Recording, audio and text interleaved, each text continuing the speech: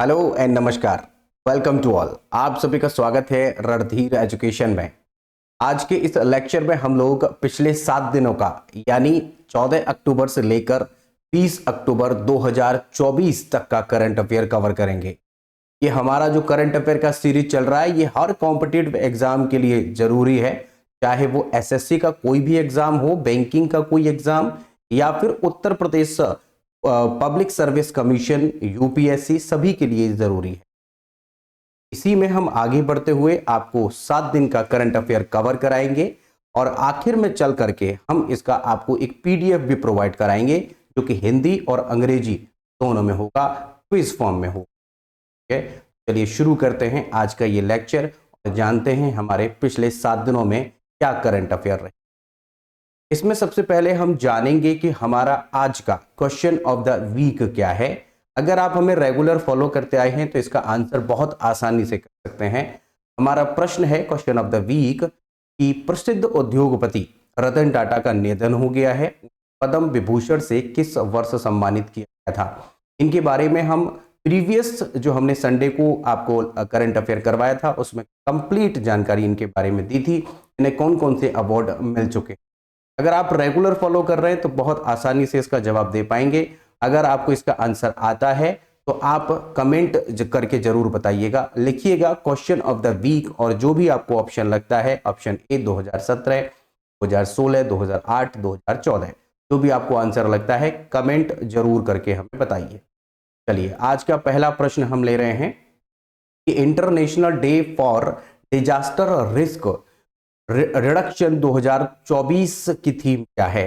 तो ये प्रश्न है हमारा कि जो हमारा ये international day for disaster risk reduction 2024 है, इसका इस बार थीम क्या रहा है। तो हम यहाँ पर थीम की बात कर लेते हैं। तो थीम हमारा जो रहा है वो है empowering next generation for resilient future. तो हमारा यहाँ पर पहले हमने यहाँ पर थीम ले लिया है और याद रखना है कि ये हमारा जो डे मनाया जाता है ये डे हम 13 अक्टूबर को हर साल मनाते हैं। 13 अक्टूबर को डे मनाते हैं। यहां पर जो प्रश्न पूछा गया है उसमें हमने थीम आपको बताया है। तो 2024 का थीम क्या है? Empowering next generation for a resilient future. Okay, अब नेक्स्ट क्वेश्चन लेते हैं। वैसे आपको बता दें 13 अक्टूबर को होता है, जैसा कि हमने आपको बता दिया है। अब अगला प्रश्न लेते हैं हम दूसरा। नरेंद्र मोदी 20 अक्टूबर को किस स्थान पर डॉक्टर संपूर्णानंद अंतरराष्ट्रीय स्टेडियम का उद्घाटन करेंगे? इंटरनेशनल स्टेडियम बनने वाला है और यह हमारे उत्तर प्रदेश के वाराणसी में बनेगा। तो आंसर है हमारा बी, वाराणसी। अगर बात करें कि उत्तर प्रदेश में इसके अलावा भी कोई और इंटरनेशनल क्रिकेट स्टेडियम है तो जी हाँ, हमारे इसमें पहले से 3 और रहे हैं। इसमें पहला हम समझ लेते हैं जो कि कानपुर में है, इसे हम green park international cricket stadium बोलते हैं, ग्रीन पार्क नाम है उसका। ठीक है, और अगर दूसरा बात करें ये तो कानपुर में हो जाता है, ग्रीन पार्क कानपुर। अगर बात करें लखनऊ तो लखनऊ में है, जिसे हम अक्सर उसका नाम एग्जाम में भी पूछा जाता है और वैसे भी अगर आपको बताएं तो लखनऊ में है। तो लखनऊ में दूसरा हो जाएगा लखनऊ में। ठीक है, और तीसरा हमारा नोएडा में हो जाता है, तीसरा हमारा नोएडा में। अब ये जो बन रहा है ये चौथा होगा जो कि आपका वाराणसी में होगा, वाराणसी में। और इसका नाम जो होगा वो याद रखेंगे, डॉक्टर संपूर्णानंद अंतरराष्ट्रीय स्टेडियम। डॉक्टर संपूर्णानंद हमारे उत्तर प्रदेश के दूसरे नंबर के मुख्यमंत्री। अगर बात करें कि लखनऊ में जो आपका इंटरनेशनल क्रिकेट स्टेडियम है इसका नाम क्या है, तो कान्हा इसका नाम है। और नोएडा वाले का शहीद विजय सिंह, शहीद विजय सिंह। और वाराणसी का आपको पता ही है, डॉक्टर संपूर्णानंद के नाम ये बन रहा है, याद रखेंगे। यूपी स्पेशल में खासकर बहुत इंपॉर्टेंट है। अब उत्तर प्रदेश में हमारे 4 इंटरनेशनल क्रिकेट स्टेडियम हो गए हैं, कानपुर, लखनऊ और आपका नोएडा और एक वाराणसी। ठीक है, अगला प्रश्न देखते हैं। अगला प्रश्न है, भारत के किस राज्य या केंद्र शासित प्रदेश में एशिया के सबसे ऊंचे इमेजिंग चेरनोकोब टेलीस्कोप का उद्घाटन किया गया है? तो चेरनकोब एक जो आपका उद्घाटन हुआ है टेलीस्कोप का, इसका उद्घाटन जो हुआ है, चूंकि अगर ऊंचाई के आधार पर हम देखें तो सबसे ऊंचाई पर है लद्दाख, तो लद्दाख में इसका उद्घाटन हुआ है। ये बात आपको याद रखनी है। अगर भारत का, पूरे भारत का देखें तो है। अगला प्रश्न है हरियाणा विधानसभा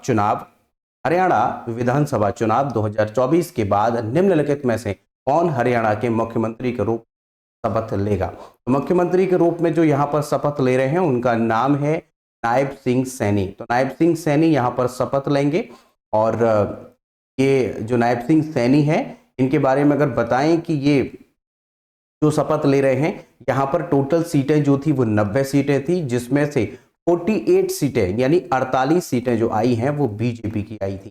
ये भी याद रखना है आपको। हालांकि पिछली बार जब हमने करंट अफेयर आपको कवर कराया है पिछले 7 दिनों का लास्ट संडे में, तब हम आपको ये बता चुके हैं हरियाणा में जो सीटें थी वो 90 थी, जिसमें से बीजेपी 48 सीटें लाकर बहुमत में आ चुकी है और यहीं पर बीजेपी के मुख्यमंत्री बनाए गए हैं नायब सिंह सैनी। ठीक है, ये बात ध्यान रखेंगे। और अगर आपसे पूछ लिया जाए कि वहां के गवर्नर यानी राज्यपाल कौन है, गवर्नर यहां पर हैं बंडारे दत्तात्रेय।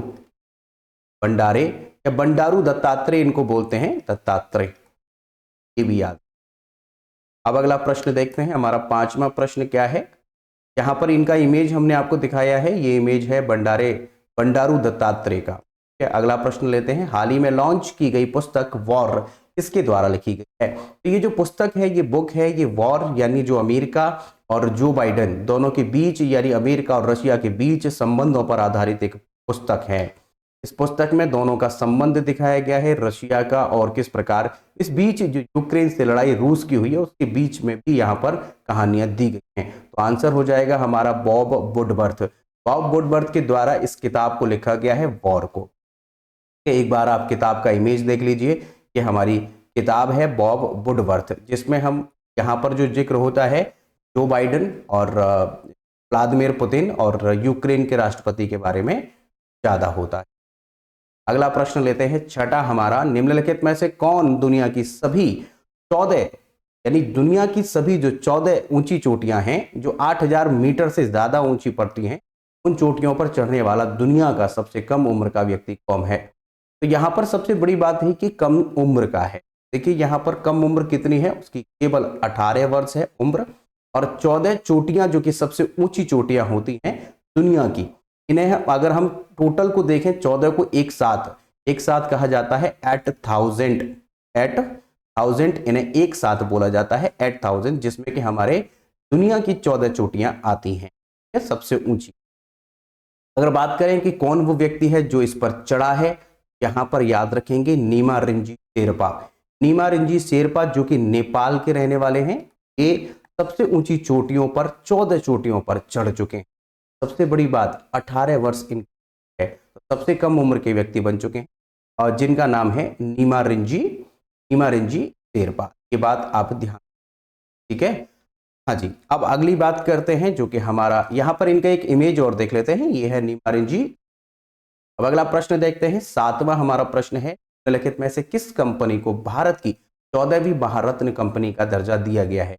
वैसे आपने सुना होगा कि महारत्न कंपनी होती है, के अलावा ये नवरत्न कंपनी होती है और मिनी रत्न कंपनी भी, के बारे में अभी हम जानेंगे। तो पहले यहाँ पर आंसर ले लेते हैं कि अब कुल मिलाकर हमारे भारत में 14 महारत्न कंपनी हो चुकी है। यहाँ पर आंसर हो जाएगा हमारा ए, हिंदुस्तान एरोनॉटिक्स लिमिटेड HAL, इसको बनाया गया है महारत्न कंपनी। अब इनके बारे में थोड़ी सी बातें आप समझेंगे, वो क्या, कब कोई कंपनी महारत्न कहलाती है। तो सबसे पहले आपको 14 की लिस्ट दिखा देते हैं कि वो 14 कंपनी कौन कौन सी हैं। तो देख लीजिएगा, यहाँ पर NTPC महारत्न कंपनी है, ONGC सेल है, भेल है, IOCL है, HPCL, CIL, गेल, BPCL, PGCIL, PFC और ऑयल OIL ऑयल, और यहाँ पर REC और HAL। 13वीं नंबर की जो कंपनी है REC, इसके बारे में भी सवाल पूछ सकता है क्योंकि कुछ ही समय पहले इसको भी महारत्न कंपनी का दर्जा मिला है। अगर बताएं आपको, रत्न कंपनियों में 3 प्रकार की रत्न कंपनियां होती है। अब तीनों के बारे में एक बार आप समझ लीजिए। नंबर 1 जिसे हम कहते हैं महारत्न, ठीक है। नंबर 2 जिसे हम कहते हैं नवरत्न, इनके बारे में आपने शायद सुना होगा, अगर नहीं सुना है तो यहाँ पर कीजिए। तीसरी जो है उसे कहते हैं, तो रत्न कंपनियां हमारी 3 है, रत्न, एक महारत्न, एक नवरत्न और एक मिनी रत्न। देखिए महारत्न कंपनी बनाने के लिए जरूरी है कि उसका जो रेवेन्यू है यानी जो टर्नओवर उसका होता है वो टोटल आपका या तो 25,000 करोड़ से बराबर हो या उससे ज्यादा हो। अगर किसी कंपनी का जो कि एक पब्लिक सेक्टर की कंपनी है, और आप जानते हैं कि पब्लिक सेक्टर की जो कंपनी होती है उसमें अगर किसी भी कंपनी में अगर गवर्नमेंट का शेयर 51% से ज्यादा होता है तभी हम उसे पब्लिक सेक्टर कंपनी कहते हैं। तो पब्लिक सेक्टर की तभी बनेगी वो 51% से ज्यादा की। तो ये सभी 14 कंपनियां ऐसी हैं जिसमें कि हम इनको बोलते हैं कि ये पब्लिक सेक्टर की कंपनियां। उसी में भी आपका अगर 25,000 से ज्यादा 25,000 करोड़ से ज्यादा का अगर उसका टर्नओवर है तो उस केस में हम क्या कहेंगे, महारत्न कंपनी, उसे दर्जा दिया जाता है। ठीक है। और अगर कहें नेटवर्थ कितनी होनी चाहिए तो 15,000 करोड़ की उसकी नेटवर्थ कंपनी की, तभी हम उसे महारत्न कंपनी। अगर बात करें कि नवरत्न कंपनी कब बनती है तो इसे दर्जा मिलता है या तो उसकी जो वो है टर्नओवर है वो उसका जो होना चाहिए वो 2,000 करोड़ का टर्नओवर होना चाहिए या उससे ज्यादा का टर्नओवर का होगा, उस केस में उसे हम नवरत्न कंपनी का दर्जा देते हैं। ठीक है। और मिनी रत्न भी जो है वो दो प्रकार की होती हैं। एक मिनी रत्न जो है इसमें बांट दिया जाता है, मिनी रत्न 1 और मिनी रत्न, ये दो में बांट देते हैं। और मिनी रत्न में यानी अगर कोई कंपनी ऐसी है जिसमें लगातार 3 साल से उसका प्रॉफिट चल रहा हो, लगातार 3 साल से प्रॉफिट चल रहा हो और उसकी नेटवर्थ 30 करोड़ की कम से कम होनी चाहिए। और दूसरे में मिनी रत्न 2 जो है इसमें देखिएगा प्रॉफिट देखा जाता है और इकोनॉमिक स्टेबिलिटी यदि है तो उसे मिनी रत्न का दर्जा दिया जाता है। ये सभी कंपनियां पब्लिक सेक्टर की कंपनियां होती हैं, इस बात को ध्यान रखेंगे। फिलहाल अगर महारत्न जो कि सबसे नंबर 1 पर आती हैं, जिनमें की जो टर्नओवर है वो 25 करोड़ से ज्यादा का होना चाहिए, नेटवर्थ 15,000 करोड़ की होनी चाहिए। यहाँ पर ये हमने आपको बता दिया कि आपका जो 14 है इनमें HAL अभी अभी हाल ही में बनाई गई। ठीक है। अगला प्रश्न देखते हैं। 8वां प्रश्न हमारा क्या है, अक्टूबर 2024 में कितने वर्षों के बाद जम्मू और कश्मीर से राष्ट्रपति शासन हटा दिया गया है। बहुत बड़ी बात है, जम्मू कश्मीर में पहले राष्ट्रपति शासन लगा हुआ था, अब उसे हटा दिया गया है और ये बात 6 साल बाद हुई है। तो यहां पर अगर बात कर लें कुछ और बातें, जैसे देखिए 2014 में यहां पर सरकार बनी थी जो कि बीजेपी और पीडीपी ये दोनों की मिलकर के गठबंधन के साथ सरकार बनी थी। और सरकार बनी लेकिन 2018 में बीजेपी ने यहां से अपना समर्थन वापस ले लिया। तब से इस राज्य में, जिसे हम केंद्र शासित प्रदेश कहते हैं, और जम्मू कश्मीर में यहां पर राष्ट्रपति शासन लगा दिया गया। अगर देखिए यहां पर राष्ट्रपति शासन की अगर बात करते हैं तो आप सब जानते होंगे कि राष्ट्रपति शासन जो लगता है वो अब केंद्र शासित प्रदेश में उसी आधार पर लगेगा जैसा कि हमारा आर्टिकल नंबर तो आपका 352 है। इसी आधार पर जैसे नेशनल इमरजेंसी 356 में हमारा राष्ट्रपति शासन आता है, 352 में हमारा नेशनल आती है, और 360 आप जानते ही होंगे यहाँ पर जो आपका वित्तीय आपातकाल है यानी फाइनेंशियल इमरजेंसी आती है। ये 356 के तहत अब यहाँ पर राष्ट्रपति शासन लगेगा। लेकिन पहले जो लगा था इसमें वो स्टेट कॉन्स्टिट्यूशन चलता था इनका। जम्मू कश्मीर का जो पर्सनल वहां का एक स्टेट कॉन्स्टिट्यूशन है उसका एक आर्टिकल है 92, उसके तहत यहां पर लगा था। लेकिन अब तो आप जानते हैं कि इसे केंद्र शासित प्रदेश बना दिया गया है और दिल्ली से डायरेक्ट इसको कंट्रोल किया जाएगा, इसलिए अब जो लगेगा इसमें कभी भविष्य में 356 के तहत लगेगा। लेकिन अभी जो लगा था 2018 में जो लगा था वो 92 जो स्टेट कॉन्स्टिट्यूशन है उनका जम्मू कश्मीर का उसके तहत लगा। आगे अब आगे बात करते हैं, क्योंकि आप जानते हैं कि जम्मू कश्मीर का 370 जो था उसे हटा दिया गया है, इसी वजह से अब यहां पर जो आर्टिकल यूज होगा वो 3। अब अगला प्रश्न देखते हैं, हमारा 9वां प्रश्न क्या है, 5वें राष्ट्रीय जल पुरस्कार 2023 में सर्वश्रेष्ठ राज्य की श्रेणी में किस राज्य को प्रथम स्थान? तो प्रथम स्थान जो मिला है वो सबसे पहले आंसर ले लेते हैं, यहां पर उड़ीसा को पहला स्थान मिला है। तो जल ये 5वें नंबर के हैं, नेशनल वाटर पुरस्कार हैं ये 5वें नंबर के, ठीक है, वाटर अवार्ड मिले हैं जो कि 2023 के लिए मिले हैं 2024 में। तो पहला जो है वो याद रखेंगे, पहला राज्य जो है वो उड़ीसा है। दूसरा जो राज्य यहाँ पर आया है वो इंपॉर्टेंट है क्योंकि यूपी के रहने वालों को ये सब पता होना चाहिए, जो यूपी का एग्जाम देने वाले हैं वहां पर ये प्रश्न पूछ सकता है। तो उत्तर प्रदेश यहाँ पर हमारा दूसरे नंबर पर है। अगर बात करें कि तीसरे नंबर पर कौन है, तो गुजरात और पांडुचेरी, गुजरात और पांडुचेरी ये दोनों मिलकर के हैं, पांडुचेरी दोनों मिलकर के हैं, गुजरात और पांडुचेरी। ठीक है, इतनी बात मुझे लगता है कि आप लोग। अब अगला प्रश्न देखते हैं। हमारा अगला प्रश्न क्या है, 10वां है, निम्नलिखित में से किस महिला धावक ने सबसे तेज मैराथन दौड़ का रिकॉर्ड बनाया है। पहली बात तो महिला है और वो भी सबसे तेज दौड़ने का यहाँ पर रिकॉर्ड बनाया है। तो यहाँ पर पहले हम आंसर लेंगे और आंसर हमारा है यहाँ पर रुत, जिनका नाम है चेम्पेंगिनटिच, जो भी नाम आप पढ़ सकते हैं वैसे इसका नाम लिख, तो इनका नाम जो है वो रुत है, रुत से याद रख सकते हैं। पूरा नाम तो लेने में अजीब है, चेम्पेंगिनटिच, जो भी नाम आपको ठीक लगे आप ले सकते हैं, बट रुत यहाँ पर याद। देखिए यहाँ पर इन्होंने जो रिकॉर्ड बनाया है, पहली बात तो ये केन्या के हैं। रिकॉर्ड जो बनाया है इन्होंने 2 घंटा 9 मिनट और 56 सेकंड में ये रिकॉर्ड बना दिया है। 2 घंटा 9 मिनट में इनका रिकॉर्ड है। लेकिन पहले इनसे पहले जो थे वो आप अगर याद रखना चाहें तो याद रख सकते हैं। पहले रिकॉर्ड था इनका नाम है कैल्विन किप्टम।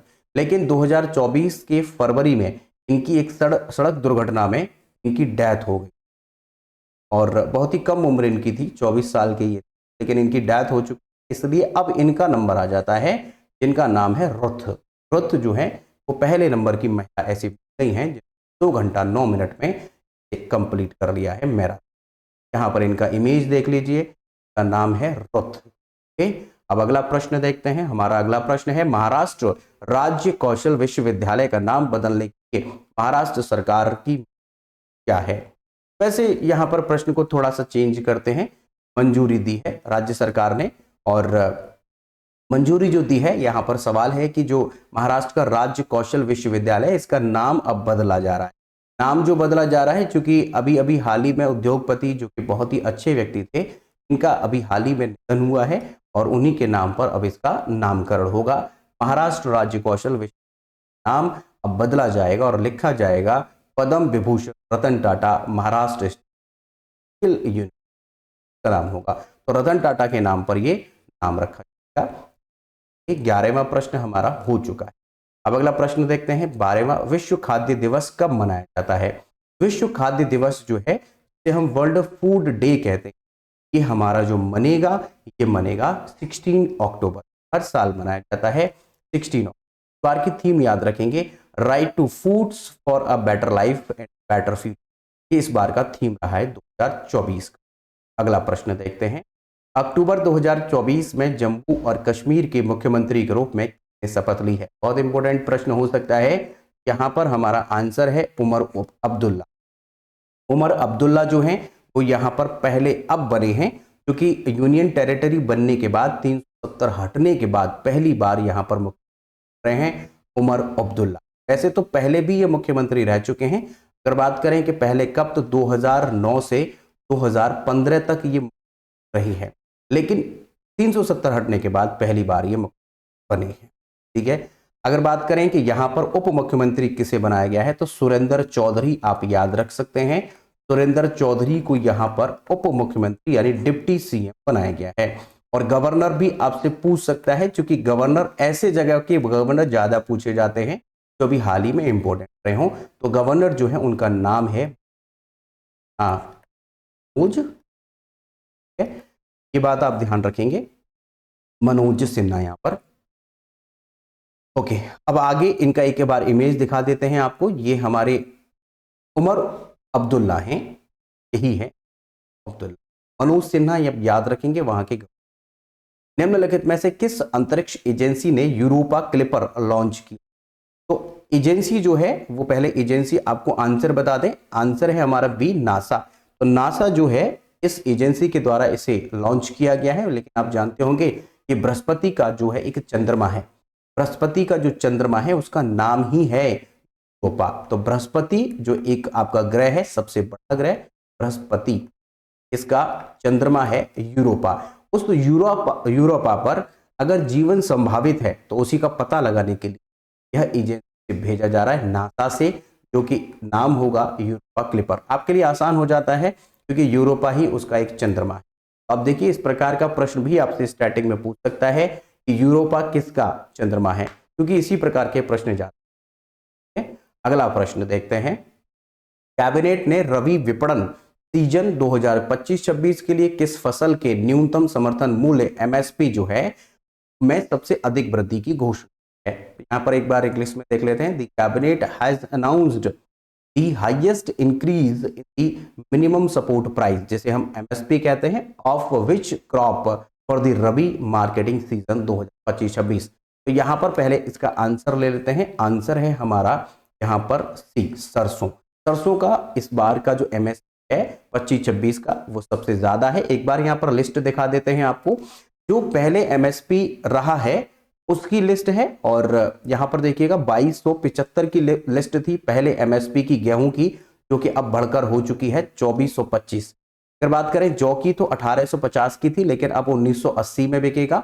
और यहां पर 5440 पुरानी थी, लेकिन ग्राम जो है यहां पर 5650 हो गया है। मसूर की दाल का 6700, जो कि पहले 6425 का हुआ करता था। ठीक है, तो यहां पर ओवरऑल देखें तो यहां 150 रुपए। देखिए एक और बार यहां पर देख लीजिए, ये सरसों जो है, सरसों का 5950 का है, जबकि पहले 5650 का। और कुसुम जो है 59540 का, और यहां पर अगर देखें तो ये 5800 का था। टोटल में देखें तो यहां पर 150 रुपए का, यहां 130 का है। और ग्राम जो है 210 का, 275, 300, और ये सबसे ज्यादा 300 की बढ़ोतरी की गई है। ये बात इंपॉर्टेंट है। सरसों में जो रैपसीड और सरसों है, इसमें सबसे ज्यादा की बढ़ोतरी, ये याद रखिए। आगे बात करते हैं, हमारा 16वां क्वेश्चन है, देश का पहला हिंदी साहित्य संग्रहालय कहां पर स्थापित किया जा रहा है। बहुत मोस्ट इंपोर्टेंट है, और यह पहली बार ऐसा है कि किसी भी भाषा को अगर मद्देनजर रखें तो भाषा को सबसे पहली बार यहां म्यूजियम के लिए बनाया जा रहा है, भाषा के लिए। तो यहां पहली बात तो आंसर ले लेते हैं, वाराणसी इसका राइट आंसर है। तो बनारस में ये बनाया जा रहा है, बनारस में, के बाद ध्यान रखेंगे। और किसी भी भाषा को समर्पित ये पहला म्यूजियम होगा, और इसकी लागत जो आएगी वो 25 करोड़ रुपए अभी आवंटित किए गए हैं। 25 करोड़ रुपए, यहां पर हर पुरानी से पुरानी किताब जो हिंदी से संबंधित है वो आपको देखने को मिलेगी। अगला प्रश्न है, संगीत नाटक अकेडमी द्वारा आयोजित पहला अंतरराष्ट्रीय भारतीय नृत्य महोत्सव कहां आयोजित किया गया है। तो अभी हाल ही में अभी आयोजित हुआ है। और देखिए सबसे बड़ी बात क्या है कि पहला अंतरराष्ट्रीय, इसलिए यह प्रश्न जरूरी है, पहला अंतरराष्ट्रीय है। तो संगीत नाटक अकेडमी के द्वारा इसका जो आयोजन है वो आयोजन नई दिल्ली में किया जा रहा है। अगर बात करें कि संगीत नाटक अकेडमी जो है इसकी स्थापना कब होती है, तो 1953 में इसकी स्थापना होती है। और नई दिल्ली हेडक्वार्टर जो है इसका वो नई दिल्ली में है, नई दिल्ली में इसका हेडक्वार्टर। तो 17वां प्रश्न भी आपका हो चुका है। अब अगला प्रश्न लेते हैं, 18वां प्रश्न, निम्नलिखित में से किसे मिस इंडिया 2024 का खिताब मिला है। अभी 2024 का जो खिताब मिला है वो किसे मिला है, यहां पर ये प्रश्न इंपोर्टेंट हो सकता है। ऑप्शन डी हमारा राइट होगा, निकिता पोरबाल। निकिता पोरबाल को यहां पर मिस इंडिया 2024 का खिताब दिया गया है। अगर बात करें कि ये कहां से हैं, तो ये उज्जैन, मध्य प्रदेश, उज्जैन से हैं। यहाँ पर आप जानते हैं कि जो हमारा कुंभ का मेला है वो उज्जैन पर भी लगता है। तो ये आपको पिक्चर दिखा देते हैं, निकिता पोरबाल, ठीक है, इन्हें मिस इंडिया 2024 का खिताब मिला। अगला प्रश्न है 19वां, सुप्रीम कोर्ट ने स्टैच्यू ऑफ जस्टिस में बदलाव किया है, परिवर्तनों के संबंध में कौन सा कथन सत्य है। देखिए पहले जो सुप्रीम कोर्ट के यहाँ पर स्टैच्यू ऑफ जस्टिस हुआ करता था, अब उसे बदल दिया गया है। एक महिला का चित्र, महिला की प्रतिमा हुआ करती थी, अब उसे बदला गया, अभी आपको दिखाएंगे। तो यहाँ पर ऑप्शन है कि प्रतिमा की आंखों पर जो पट्टी थी उसे हटा दिया गया है। यस, हटा दिया गया है। दाहिने हाथ में यानी राइट हैंड जो है उसमें संविधान की किताब है, दाहिना जो हाथ है उसमें संविधान की किताब है। यस, संविधान की किताब है। अगर बात करें कि वेस्टर्न अटायर की जगह उन्होंने अब साड़ी पहन रखी है, यस पहन रखी है, यानी ऑप्शन डी हमारा यहाँ राइट हो जाएगा। अब एक बार आपको इमेज दिखा देते हैं। ये देखिएगा यहाँ पर जो पहला है ये वाला, ये पहला जो है ये हमारा पुराना वाला है, अब इसको चेंज कर दिया गया है। देखिए तराजू जो है वो सेम उसी की तरह है। और यहाँ पर ये पता चलता है कि जो आंख अंधा कानून था, यानी अंधा कानून जो कहते थे वो आंखों की पट्टी की वजह से कहते थे, यहाँ पर आप देख रहे हैं कि इसमें अब आंखों की पट्टी नहीं, तो पट्टी को हटाया गया है। दूसरा, हाथ में जो आप तलवार देख रहे हैं, तलवार अब नहीं है, यहाँ पर हमारा संविधान इनके हाथ में दिया गया है। महिला, ये भारतीय अटायर दिख रहा है। यहाँ पर अगर आप देखें तो कुछ इस प्रकार का वेस्टर्न कपड़े आपको दिख रहे हैं, ये पैर दिखाई पड़ रहे हैं यहाँ पर, लेकिन यहाँ पर जो है ये हमारा शास्त्रीय वस्त्र आपको दिखाई दे रहे हैं, जो शास्त्रीय परिधान है वो। तो यहाँ पर बदलाव किए गए हैं, क्योंकि यहाँ पर ये तलवार जो है वो शक्ति का प्रतीक हुआ करती थी, और यहाँ अब हमारा संविधान ही सर्वोपरि है, इसका प्रतीक है। और यहाँ सब चीजें अब बैलेंस्ड कर दी गई हैं, चेंज किया गया है, ध्यान रखेंगे। तो ये पुराना है, ये अब नया है, जिसमें कि आंखों की पट्टी को काला कानून जो कहा जाता था, अंधा कानून, अब वो नहीं कहा जाएगा, क्योंकि यहाँ पर आंखों की पट्टी को हटा दिया गया। अब अगला प्रश्न देखते हैं, भारतीय सेना द्वारा लद्दाख में काक्सर ब्रिज का नाम बदलकर क्या रखा गया है। प्रश्न इंपोर्टेंट हो सकता है, क्योंकि ब्रिज हो या कोई शहर का नाम हो, ऐसे नाम अगर चेंज किए जाते हैं, और बीजेपी की सरकार में ऐसा बहुत किया गया है कि कॉलेजेस, यूनिवर्सिटी, इन सब के नाम बहुत चेंज किए, ऐसे प्रश्न इंपोर्टेंट होते हैं। यहाँ पर हमारा 20वां जो प्रश्न है, इसका आंसर ये कैप्टन अमित भारद्वाज सेतु, अब इसका नया नाम होगा, ये चेंज किया गया है, कैप्टन अमित भारद्वाज। अब अगला प्रश्न लेते हैं, 21वां प्रश्न है, किस राज्य सरकार ने महर्षि वाल्मीकि के बाद राज्य के सभी आवासीय विद्यालयों और रायचूर विश्वविद्यालय का नाम बदलने की घोषणा की है। तो रायचूर, ये जो कहाँ के हैं, पहली बात तो ये कहाँ के हैं, तो याद रखेंगे ये कर्नाटका के हैं, ऑप्शन बी हमारा सही होगा। अगर महर्षि वाल्मीकि के बारे में बात करें तो ये संस्कृत के पहले कवि माने जाते हैं, इन्होंने ही, आप वाल्मीकि के बारे में जानते होंगे, इन्होंने ही रामायण को संस्कृत में लिखा है, तो संस्कृत के प्रथम कवि इन्हें कहा जाता है, और इन्हें आदि कवि, यानी आदि का मतलब है सबसे पुराने, आदि कवि भी इन्हें कहा। यहाँ पर हमने 21 प्रश्न देख लिए हैं, और 21 प्रश्न जो कि पिछले 7 दिनों में हमें महत्वपूर्ण लगते थे, वो हमने यहाँ पर कवर कर लिए हैं। यदि फिर भी आपका कोई डाउट है, कुछ पूछना चाहते हैं या फिर कुछ सुझाव देना चाहते हैं, तो यू आर मोस्ट वेलकम, आप कमेंट करिए, हम आपके कमेंट का जवाब जरूर देंगे। चैनल पर यदि पहली बार आए हैं या फिर अभी तक चैनल को आपने सब्सक्राइब नहीं किया है, तो प्लीज सब्सक्राइब करिएगा और बेल आइकन को जरूर प्रेस करिएगा। अगर आपको वीडियो अच्छा लगा है, यानी लेक्चर हमारा जो है वो आपको पसंद आया है, तो वीडियो को लाइक जरूर करिएगा, फ्रेंड्स के साथ में शेयर। इसके अलावा आप हमसे जुड़ सकते हैं फेसबुक, इंस्टाग्राम और टेलीग्राम पर। टेलीग्राम पर आपको जुड़ने का फायदा ये होगा कि यहाँ पर डेली करंट अफेयर किस फॉर्म में मिलेगा, और यही जो करंट अफेयर हमने करवाया है, इसका पीडीएफ भी वहीं पर प्रोवाइड होगा। तो अन्य जानकारियों के लिए और इन करंट अफेयर्स के लिए, अन्य पीडीएफ्स के लिए हमारा ये टेलीग्राम चैनल जरूर ज्वाइन करें। आप मैन्युअली भी ज्वाइन कर सकते हैं, अदरवाइज हमने डिस्क्रिप्शन में लिंक दे दिया है, उस पर क्लिक करिएगा, थोड़ा सा सेकेंड्स का वेट करिएगा, तुरंत आपका विंडो खुलेगा और आप डायरेक्ट ज्वाइन कर सकते हैं। लेक्चर के लास्ट तक बने रहने के लिए आप सभी का बहुत बहुत धन्यवाद। मिलते हैं नेक्स्ट इंफॉर्मेटिव, बहुत बहुत धन्यवाद।